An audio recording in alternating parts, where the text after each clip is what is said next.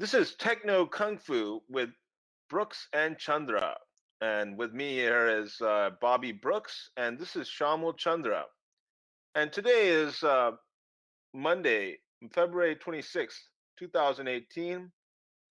And Bobby, what's new in your world and what excites you these days?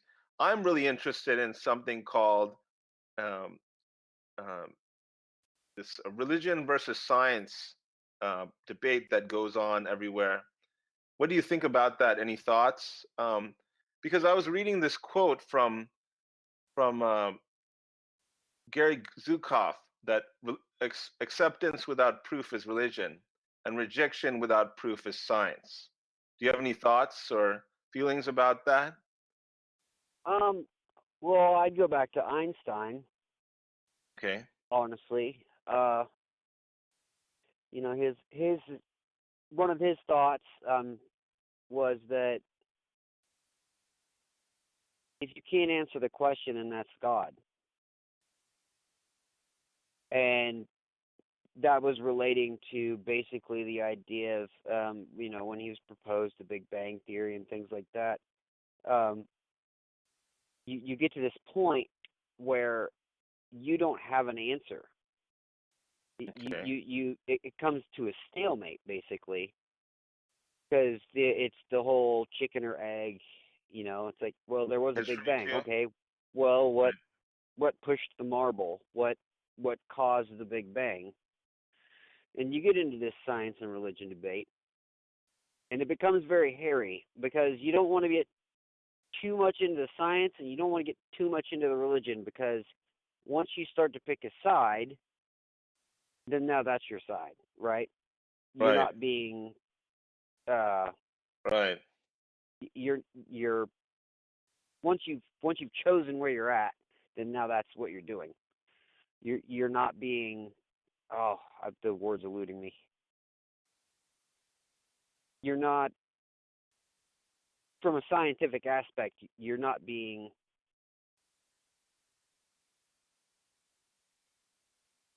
You're not being methodical, or you're not following some steps. What are well, you? you're once you've chosen a side, then now that's your side. You're basically you're Right. pigeonholing yourself. Like you can't change your mind now. Okay. Yeah, this is And this. Yeah, this is what was interesting to me. Um, that recently there was an article on space.com talking about what if Bang Bang wasn't the beginning. A new study proposes an alternative. Now, in this um, particular concept, they talk about something called the bouncing cosmology. And the bouncing cosmology is a totally different way of looking at things than the Big Bang Theory. And not totally, but different way of looking at things. And what if everything we think about in science, from a micro level to a Planck level, all the way up to a macro level to a very humanistic level, is wrong? And what if all our religious thoughts and feelings are done for some reason? That's something that puzzles me every day. It's like, could our science be wrong, and could our religion be headed by some groups that are trying to brainwash us into believing that something is true when it is not? Or it could be true, and they might be preventing all sorts of calamic behavior, and the well, science is there to help ease our doubt when we see something that we just don't believe is and then possible. we get into this situation where you start talking about Jung and the collective conscious, Okay. which I'm sure you're familiar with that. Right. Young, And I've heard of him due to his Theory of Dreams book.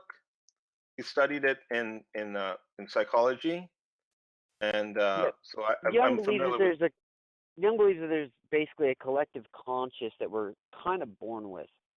Oh, so you're talking about And astrology? Astrology. So there's no, no, some no. supernatural force that guides nature. that's No, that no. embodied in all of us. The Jungian theory is more like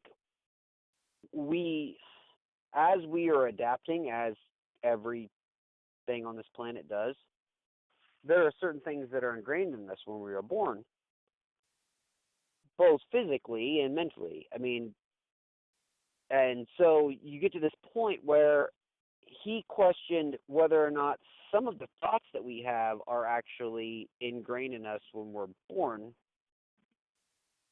whatever those thoughts may be. He speculates, and I don't necessarily agree with his speculations, but I do get the concept of the idea that just like your body is hardwired to work the way it does in certain aspects, so is your brain. We know that for a fact because otherwise I would have to think about breathing every single second.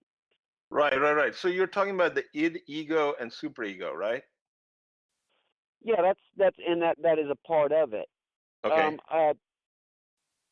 I also am heavily influenced by the Baha'i faith, Okay. and the theory behind that is basically that science isn't wrong, and neither is the belief in religion. The problem stems from the fact that the two just simply don't get along.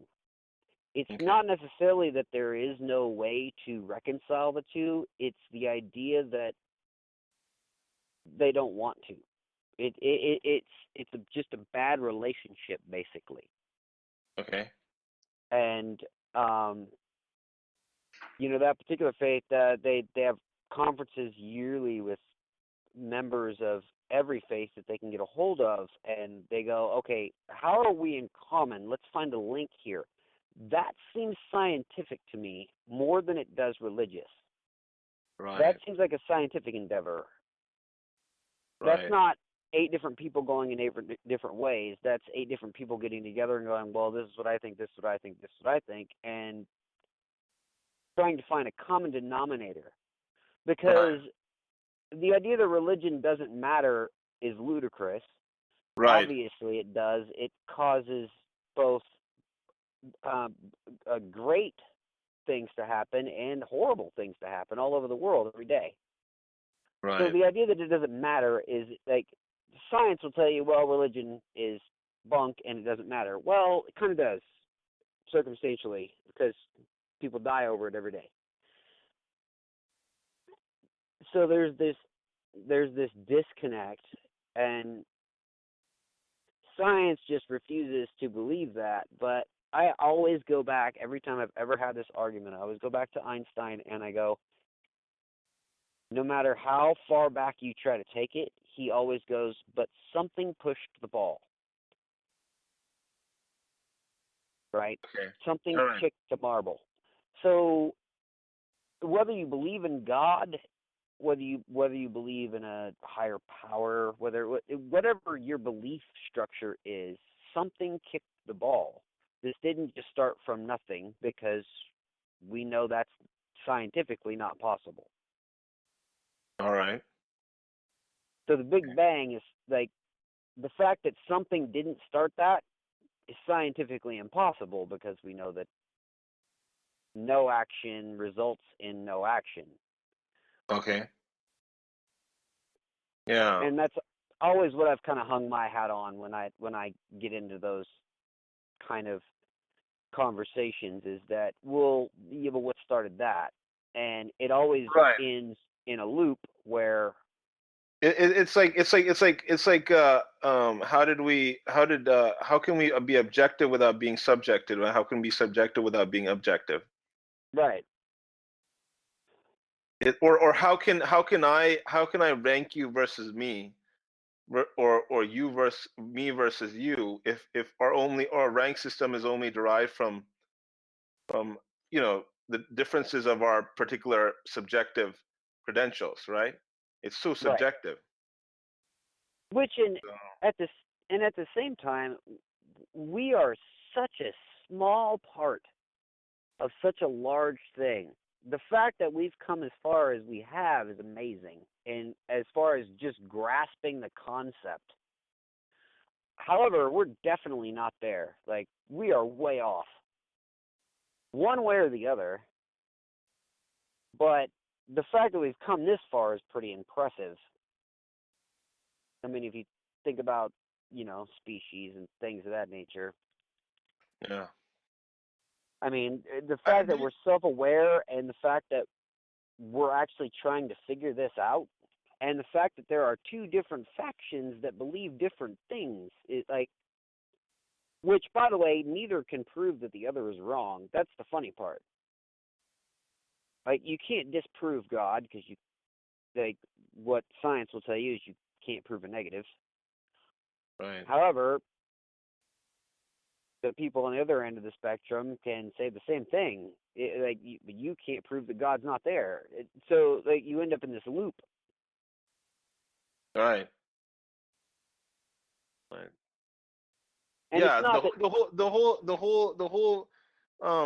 I mean, who started the Big Bang? Who started? Is it Adam and Eve, or is it the Big Bang, or is it something else, or is it? I mean, right. These are big questions. I mean, this is the religion versus science approach. If you look at someone like the great Bill Nye the Science Guy and his debate against a religious person, showing that nature is based on these principles that are scientific rather than on religion principles. You see what I mean? But then you get into the debate of, well, we were talking about, you go back and you look at the people. I mean, Chris Rock, who's a comedian, made valid jokes. They were jokes, but they were actually valid points. He was like, there was a reason that in the Bible it said, do not eat pork. It was because it could kill you. Right. It was their way of conveying a message to their people. Don't do that, you'll die. Right. It wasn't necessarily religious. Right. However, on the most basis of principles of whether or not God exists, science can't disprove it, and religion can't prove it. The only thing that once again, I know I keep hitting this again, but Einstein made the best thing the best allusion I've ever heard to it, which was something had to flick the marble, right? Like, right. if we are ants on a tiny stage, something right. moved the marble. Something right. started the Big Bang. And right. you can go, well, nothing started the Big Bang. Well, scientifically that makes zero sense. Right. That makes no sense at all. Right, right. So there has to be a beginning. Now, conceptualizing what that could be is mind-boggling, because scientifically it's mind-boggling, because if you actually accept the fact that something had to push it, what was that? Well, right. that means that we've opened up a whole nother area of science, which is, what is that thing? Which obviously is larger and more impressive than our entire universe. Right. Right. So I mean, this contraction, expansion cycle that is shown in the Big Bounce hypothetical cosmological model about the origin of the known universe. That reminds me of the psychohistory from Isaac Asimov's Foundations, where he talks about there's a circle. There's like or even Indian scripture where they have the circle, the wheel, where you look at the circle, the wheel keeps on going again and again and again at the beginning of the Ramayana or Mahabharata, one of the two, which tells you that. I'm familiar.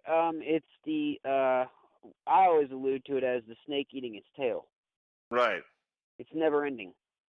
Right, and then it has to do with stars, right? You go from your birth of the star to supernova, right?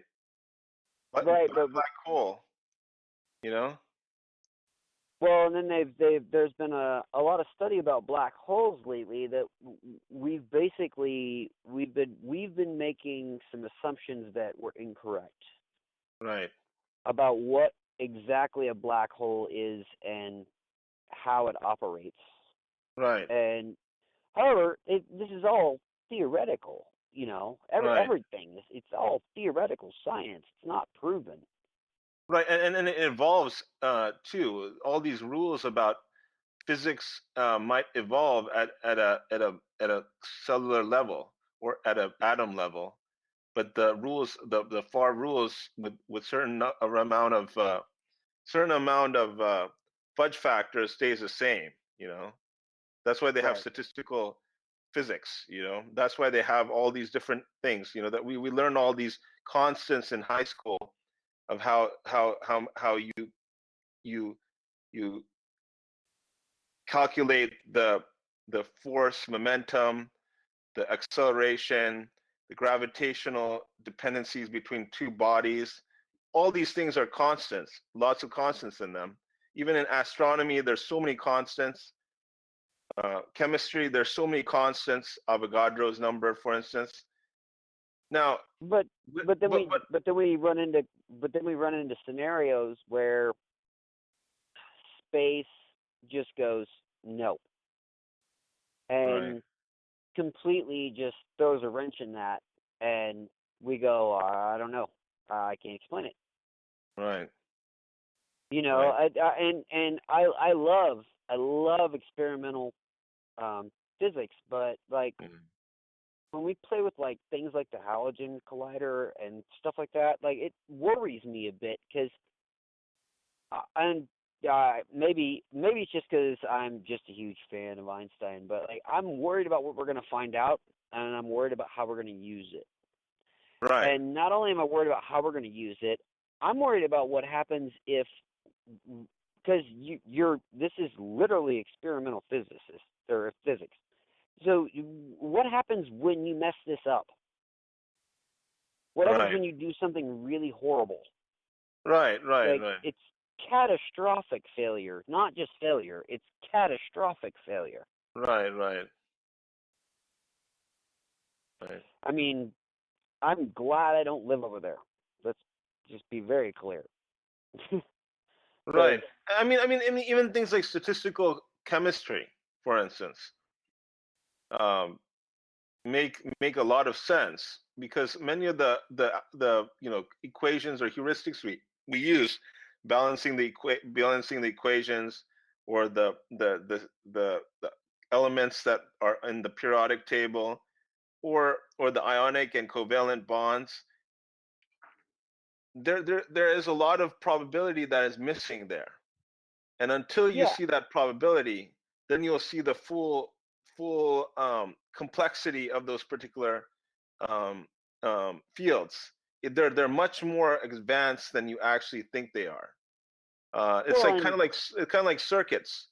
They don't they abstract away what a resistor is. They abstract away what a conductor is. They abstract away all these functionality, these features in that, and they take them away, and you feel very clean, crisp equations of circuits that is not how reality is because you have things like friction, you have things like gravity, you have things like uh, um, water, you have things like ice, temperature variations. There's so many problems, but that's well, what the world we live in. It's called abstraction. Abstraction and is also found in religion. You know. one of the things that I learned, it's been years and years ago now, but um, my grandfather actually has the original uh, schematic for the Pentium processor. Right. It literally it takes up a drafting board. It's 15 pages long. Right. You couldn't build that. I mean, you could. It'd take you a year, and it'd be the size of my house. Right. we have made that so minuscule that we can put it inside of an actual computer. Right. Like, just the we every time we find something out that we know, we get so excited. Except the problem is that we are so minuscule in this endeavor that we celebrate. I mean, and we should celebrate our accomplishments, but our accomplishments are minuscule in the grand scheme of things. I mean, I read an article, what was it, yesterday, that they think that there is a lot more water on the moon than they originally thought. Right. Right. And I'm like, well, we've been there a couple times. We never figured that out. Right. It's, you know, our ability is getting greater, and what we're learning more than anything else is that we're wrong. We're not learning that we're correct. We're learning that we're wrong. Well, I think what science is about abstracting away details and giving people ease their mind that there's some mechanism behind the madness, rather than madness with no mechanism behind it. And this happens a lot in electronics. It happens a lot in physics. It happens a lot in chemistry. It happens a lot in biology. It happens a lot in sociology. There's so many fields where we take the math and we use math to abstract away the details. And we have all these if clauses and point-based cases. Yeah, I think you're correct on that. I think it's the bigger problem is that we get taught things and then we go, well, that's that. That's not necessarily true. That's not necessarily true. And on top of this, there's this wonderful quote from Rabindranath Tagore. Rabindranath Tagore, where he says that a mind all logic, a mind all logic. Let me pull it up on my computer. A mind all logic. Let's see. A mind all logic is like a knife all blade. It makes the hand bleed that uses it. Rabindranath Tagore. Do you have any comments? Or my interpretation of this particular quote is that a mind that is using just rules to follow some sort of technique is not a Swiss Army knife. It's just a one-bladed knife, Right. And it'll make the hand bleed that uses it, because it's going to backstab on itself too, because it doesn't know anything except certain sharpness, certain type of weight that you can chop with. It's just a one. It's not a Swiss Army knife. It's just a one expert or one trick pony, right? Right. It has right? It's a tool with a purpose. It's not an all-in-wonder like those ATI machines. So I wouldn't use a wrench to drive a nail. Yeah. That would make no sense. Yeah. Also, in addition to that, I would add a quote from Descartes. I think, therefore I am. And people take that way out of context constantly. But basically what he's saying is, unless I see it function, unless it's right in front of me, it doesn't exist. Right. And, I keep alluding back to Einstein, but he's just my favorite. He was the same way. I've actually done this with my children. I've explained to them how gravity works with a sheet, a marble, and a bigger ball. I didn't use a bowling ball, which is what his illusion was, but that makes perfect sense. And his biggest problem with when physicists would come up with weird stuff was he was like, if I can't describe it to a child, then something's wrong. Right. Right. Like, the On principle should be that easy. If it's not, then something's wrong. right. Something's not right. Right. And even when you get to like capacitors, I actually had to explain that to somebody the other day. Not even joking, how a capacitor worked. I said, well, it's a level of tin, a level of copper, a level of tin, a level of copper, and there's liquid in there, and because of how those things operate together, they store energy. Yeah. Now they're using ultracapacitors to do a lot of interesting work on battery research. If you've seen that. I haven't seen that. Okay. But I was just being very basic about electronics with that. Right. And right.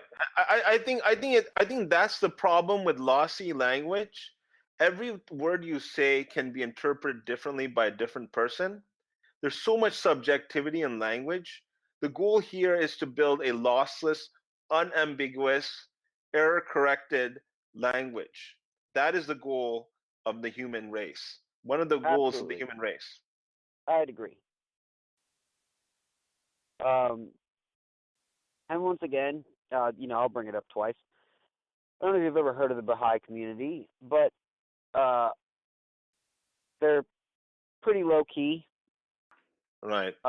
They don't put themselves out there that much, but that is generally their perspective, is that we want to have an open conversation. Right. With everyone. Right. No matter what walk of life, no matter what religion, we want to have an open conversation. Because that's the biggest problem and the biggest hurdle that we run into, and a lot of it is politics, is that we don't, the left hand doesn't want the right hand to know what the other's thinking, and you end up in this problem where it's like, yeah, but if you guys would talk to each other, we could accomplish a lot more. You understand that, right? Right. Like even with our military, like with their technology, they're so protective of it between branches.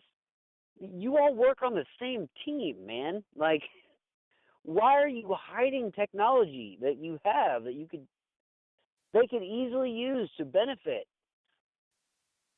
Yeah, so I think it boils down to this. They want to have redundancy, and this is what I've seen from many companies in Silicon Valley. They have redundancy. They have teams working on the same project because they want to have one company work very hard and have some competition from another team. And whichever team gets to the goal first, or outlines a patent or a publication or a project, prototype or proof of concept or a product, they will win the game.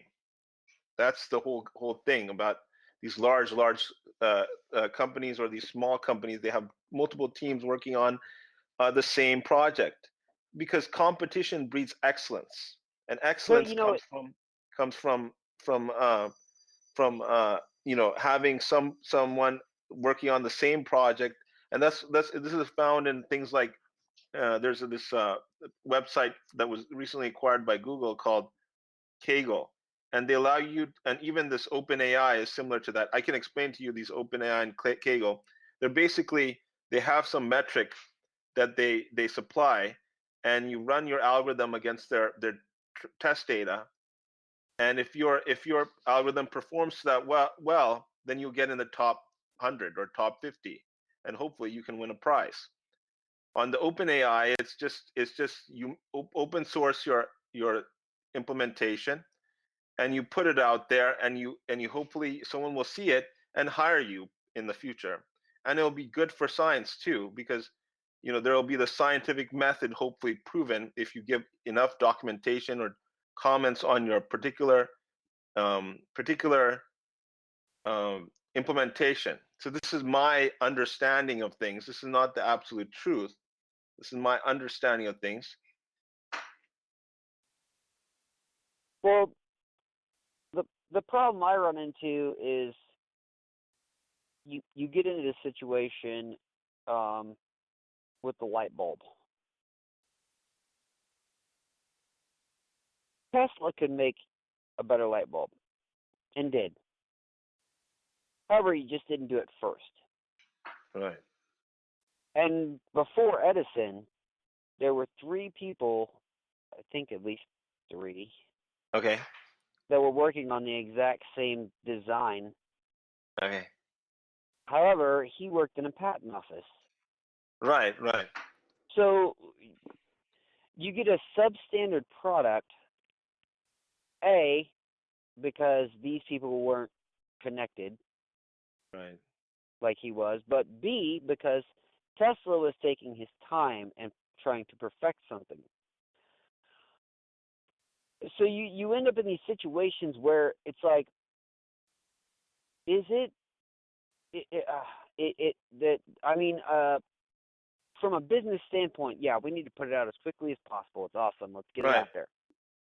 However, that doesn't make it the best product. And the problem that you run into later, which, God rest Tesla's soul, but the problem that you run into later is that now we've figured out, oh yeah, no, he was actually smarter.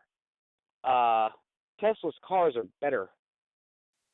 His designs were better. Basically everything that he touched was better. However, he just took more time because he wanted to make it right. So it's this. Is it an issue of and that's business in general?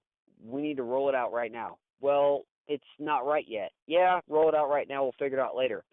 That's the problem.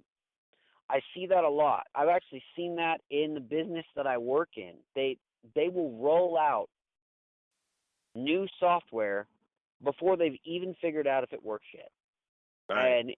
And it boggles my mind. I'm like, well, you do understand the failures in that, which is that first off, you're figuring out your problems after you've rolled out the product. It's very similar to the Pentium 1 that you were alluding to earlier that was recalled. Very sad story, but they learned how to deal with that problem very quickly, and that was very important for the company, and that changed their future way of doing things. If you remember, from the initial Pentium. And I you know what? And I'm not on either side with SpaceX, but the idea that they're doing something is good. I mean, granted, the gesture of sending your car into space was kind of grandiose. You're just showing off how much money you have. Right, right. However, he's also proving something because, and I don't know if a lot of people know that, but that car is registered on the space list of objects that are orbiting. Right. So literally, he created a science, really expensive, mind you. He could have sent a Ford Escort. I don't know why you needed to send your most expensive car, but whatever. He sent this thing into space, and now we can track it. He's doing a lot of good, I feel. And then granted, it is for personal gain. It's obviously for personal gain. Like that's his ultimate goal. But we've shut down NASA's funding so much that basically we're relying on him. Right. For anything really. I mean, anything we're going to do in space, we're relying on him to figure it out. Right. I think he's going to become a lot more important. And I don't know if that's a good thing or a bad thing, because he is definitely a capitalist. I mean, he's not in this for the science. He's in it for the money. Right. But the side effect of him being in it for the money is that he's doing good science. Like he definitely has a good team. They are obviously doing good work. The only Right. caveat was their little thing they had over California where everybody thought it was an alien when he Right. launched his spacecraft, which I thought was hilarious. But Right. and of course, you know, It reminds me. This reminds me of that story from the 1970s regarding relational databases. This is a very famous story that was popularized in a uh, uh, Bloomberg episode of the story behind Oracle. Have you heard of Oracle, the company, Bobby?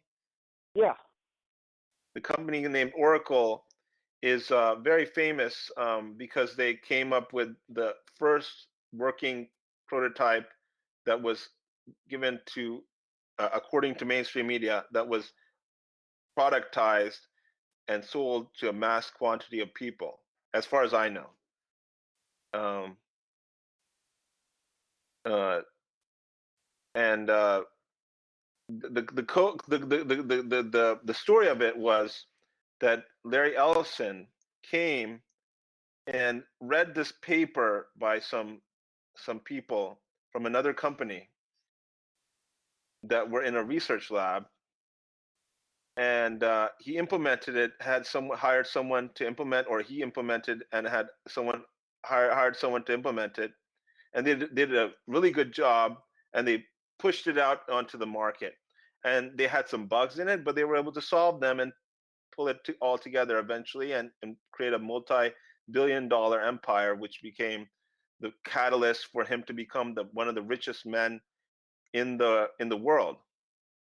yeah. Um, Ironically, my grandfather, who the same person who had the original Pentium design, he invested early because he went, this is going to go far. And that put me part of the way through college because he did a. is he related to Frederick Brooks? No, Okay, this is a different Brooks. Okay. but he basically, when those stocks started splitting, because when Oracle became big, those stocks split very quickly, Right. and he would just keep his initial investment and put the rest of it back into bonds, Right. and that was to be used for my college, and it worked out perfectly. It's just it it takes a certain like it takes a certain type of person to see that far ahead. Yeah. I mean, I seriously love my grandfather to death, and just his ability to go, yeah, that doesn't look like anything, but wait. And there are people like that just amaze me. It Right. amazes me. I would have not have had the foresight to see that. It's very similar to Xerox Parks in the 1970s with their lab that was that brought out the Alto, which was a precursor to the Macintosh. The uh, projects like Dynabook, which was a precursor to the modern laptop. Then there was Right. Smalltalk, which was the precursor to Java, the language. It brought out many things that were truly groundbreaking, and today we take it for granted. And we don't have those type of pure research facilities anymore in this country like we used to have at that time. Well, and the funny part is a lot of those quote unquote research companies were guys in their garage. Right. And so I the mean, method, it was yeah, just guys doing coding. right. And experimenting. And if it doesn't work, well, I guess it doesn't work. I'll start over. Right. So it was usually, and now it's turned into the startup research mentality where you have people like OpenAI that are doing some really cool stuff with game AI and, you know, 2D game AI and robotic research and beating the man versus machine AI. You So know, there's I have a question for you. Well, right, two questions technically. right. First off, how annoying is it to you that we've gone completely retro to 8-bit programming? Like, when someone puts something on Google Play or whatever you're happy to use for gaming, if it's 8-bit, I go, so let me get this straight. Um, we're we're we're doing Space Invaders? Like, that's not ridiculous. That's completely ignorant. Like, we have the ability to literally create worlds, and you're using you're. It seems lazy to me. Right, Seems like lazy software writing. Like, so you just wanted to put something out there and hope that you can make money on Google Play. right, right. That's my first thing. My second thing is that, um, how do you feel about the idea of, because obviously, you know, Google and Windows are in a very large war Yeah, about who's going to take this. And right, the problem I have with Google is not necessarily their software, and it's not necessarily how the operating system functions. right, I end up with this thing of Windows is a standard that right, that's unarguable, right, but Windows also heavily relies on Java now, and Java changes so rapidly that the Google software doesn't change as rapidly. So you end up in this sticking point of, do I want to deal with trying to get software to work with Google, or would I just rather deal with the Java updates every 15 minutes from Windows? right. So you're talking about cloud versus local computing. So the Well, it's not whole, even the cloud. I mean, if you buy a tablet off of, I mean, I can go to Walmart right now and buy a tablet, and yeah, it'll give me the option: do right, you want Windows or right, Android? right, So there's obviously a, very big sticking point there. I tend to go Windows mostly because I'm more comfortable operating in that environment. However, I've operated in Google and not had that many problems either. right, right, The difference is it's just a learning curve. But when you get old school guys, I mean, like me, I've been in this since Windows 3.1 right, and DOS. I learned how to program in DOS. right, right, So old school guys are, a little bit, and I understand. I mean, and even when I get to Windows, I don't know, whatever we're up to now, I typically can get to the screen I need to get to and fix it. right, With Google, I'm still learning. right, right. I mean, I think it boils down to this. It's like the Nintendo theory. It's the core that matters more than the looks, more than the presentation. It's the Right. core, the core of the story. It might be 8-bit, it might be 16-bit, it might be Nintendo 64-bit. But at the end of the day, it is a story. Someone came up with that story, and as Steve Jobs said, the storyteller is the most powerful person on the face of the earth. Okay, I will give you that. I will give you that because And like the those first who time can, I saw yeah, Minecraft, I went this is a Nintendo game from when I was 8. right, Like this is a worthless use of this technology. Like, right, are you kidding me? However, I understand. Yeah, now that you mention it that way, yeah, that makes sense. Like it's all about your experience right. and kids who are 15 years old, they never saw what we saw, where it's like Space Invaders on an Atari. Yeah. And You know, have you seen that YouTube series? Kids react to the Game Boy. Kids react to the NES. Kids react to the toddlers react to the Super NES. I have not. Oh, you have to see it. It is so funny. The kid is like, "What is this thing? Does it? Can I touch it and move stuff around? No, I have to use a controller to control things on the screen. So I have to build a visual spatial correlation between what I'm doing on my computer or on my keypad and then seeing what the result on the screen. It's a totally different way of appreciating and understanding the mapping of this particular set of actions to certain reactions on the screen.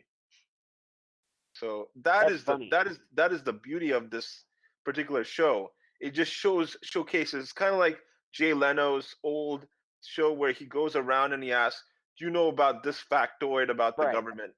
And people don't know anything because they're out of this loop. They don't give a hoot or a holler about this, and all they care about is making the money and making the paying the bills and making sure their kids go to a good college, and everything will take care of itself, hopefully. Or they just don't care and they care about other things like their family members or their close ones, or they have no time because they're stacked with lots of work to do. So Well, and there's a lot of that now where we've just been so engrossed in our technology that we just simply. I mean, I know that I'm beating a dead horse, but you don't talk to your neighbors anymore. No one talks to their neighbors. it's a very sad story. If they talk to their neighbors, It's it's through because I they am. have to. It's through I am. It and it's just it's. I understand that, like, yeah, I could Facebook my neighbor right now, or I could just walk over and knock on his door. Right.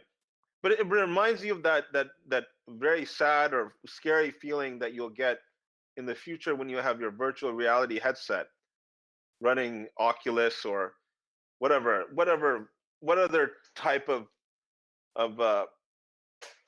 futuristic world like PlayStation VR or HTC Vive, Because and you're you put that basically just on, and you're just you alone, and you're in some other world. but you're still alone. Yeah, you're still alone, but you can. But it's like that show Amazing, that song Amazing with Aerosmith, where you're able to experience all the feelings and all the anguish of real life Right. from the couch of your computer, from your couch and computer. Well, and I mean, me living in a small neighborhood out here in the middle of nowhere, um, I kind of love it because I do know most of my neighbors, Right. and I can literally walk next door right now and have a conversation with my neighbor, and it's not going to be awkward at all. Yeah. And we can talk about what's going on in our neighborhood. We live on a dead end street. There's about what, two, four, six, about 16 houses on this street. Yeah. But don't you think it's kind of outdated to talk to your neighbor? You have to go outside. He has to go outside. You have to veer your attention. There's so many things happening. You're I getting think it's these important. instant alerts for news and sports scores and the latest version incarnation of Macarena is out. and all these Right. things are out, and you're trying to handle yourself, keep your composure, and your neighbor is mowing the lawn, and you're like, hey, neighbor, are you a stranger or are you my friend? And the neighbor says, well, I'm your neighbor. Hopefully everything is okay. And are you going to tell the truth? Are you going to tell a lie? This is the beauty of social networking. This is the beauty of the asynchronicity of the web that allows us to talk at our convenience. But the problem is we lose all the nonverbal communication, which is 90% of all communication, according to my psychology book that I read in undergrad. We lose all that 90%, and we get that only that 10% unless we're using a video chat. Then we get everything almost. No, you don't. But I You mean a still certain don't. degree, certain resolution. Because Your the thing is when full body, yeah. like even psychiatrists will tell you that was my major originally, and it's a proven fact. It's undeniable that when you do something over the phone, you have a 70% loss. When you do something over video chat, you have a 60% loss. Okay. When you do something over in person, right, you have I'm sorry, I'm doing these numbers backwards. But not loss, but gain. right, Sorry. You have 95% gain. right. Simply because, and the jump at the end, right, is because they are physically present and have to talk to you. right. So when people try to lie to you, it is harder to do that in person. Right. And the more you get away from in person, the easier it is to lie. For you to lie, yeah. So when you're standing or sitting 5 feet away from me, lying to me becomes very difficult because you start to sweat. You give off emotional responses. There's physical things that happen. It's Physical a whole manifestations, thing. right. However, when you're on video, you're worried about how you look, right? So there's that. However, if you're just on audio, you say whatever you want. Right. And so there is that, and a lot of psychiatrists have actually caught on to that, where they will let you have, like, video chat sessions are now a thing. However, they'll only do them a couple times. Right. And then they want to see you physically in person. Right. That's the problem with outsourcing. If you look at it, outsourcing is bad because the community of team builds by sitting next to each other. That's why I heard somewhere on the news that Facebook does not have enclosed desks between each, or enclosed offices between people. It's all together in one big room. That's what I've heard from the news media. And companies like Xerox PARC. I saw an old video where they used to sit on bean bags, and they used to sit on the floor pretty much, and they used to do all their experimentation. So that is very, very orthogonal than the corporate mainstream media touts a job working 9 to 5 in your office with your secretary and your assistant and your people above you and people below you, and there's perfect structure. That is a very different image. The thing is that ironically, we're going back to what we were already doing. Right. Except we're just doing it better. Because when Bill Gates decided to start Microsoft, right, he didn't have a warehouse. Right. He had a garage with 4 guys. Right. there were not cubicles. There was not, you know what I mean? Like, Right. if you needed to talk to Bill, you just went, "Hey, Bill." Right. He was sitting right over there. Right. And we got into this office structure that caused us to be separated. So no one knows what anybody else is doing. Right. Right. Right. Well, Google, who I will give credit to, has been one of the biggest proponents of that, which is that, okay, let's make our employees happy, and by Right. the way, quit separating them. Right. Because separating them means that they're not talking to each other, and that's the last thing we want. We want our employees talking to each other. If one has a problem, it's easier for him to talk to his buddy over here than it is for him to call IT or go to upper management, or like that. You knock that out of the park, because basically you've got this guy will go like, "Oh yeah, I just got to do this." Right. You solve a problem. You solve Right. a problem without getting somebody involved that you have to pay more. And even at a cost structure, that just Right. works better. Yeah, they have many companies that have flat hierarchical structures. They have other companies that have very steep structures to go up. To go up. But they've So also learned that they get, ironically, like Google's one of the, I'm assuming just because they have Google money, yeah, they tried it. But yeah, they went, what if we just gave you childcare? right. And Well, did this thing and that thing. well And these what they found out is they actually save money doing that, right, because exactly. people are more likely to show up to work. They're not It's going game to call theory. in sick. Game theory. Yeah, they're just more likely to be there. There's no Right. reason for them not to.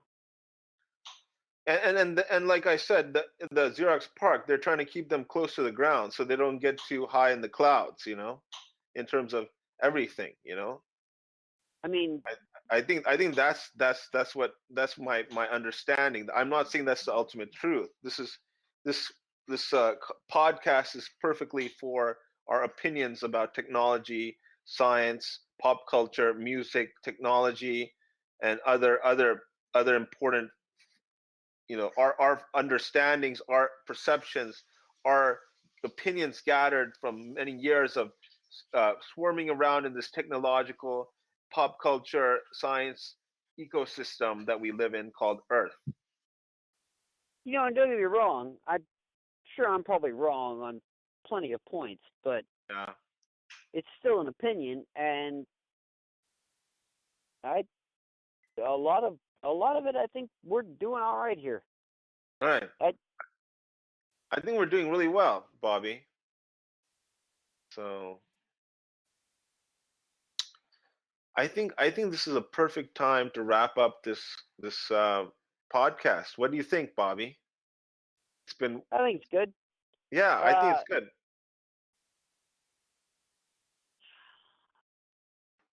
Yeah. So this is Techno Kungfu podcast with Brooks and Chandra. This is Bobby Brooks, and I am Shyamal Chandra. And today is February 26th, 2018, and we can't we can't wait and look forward to hearing you from your comments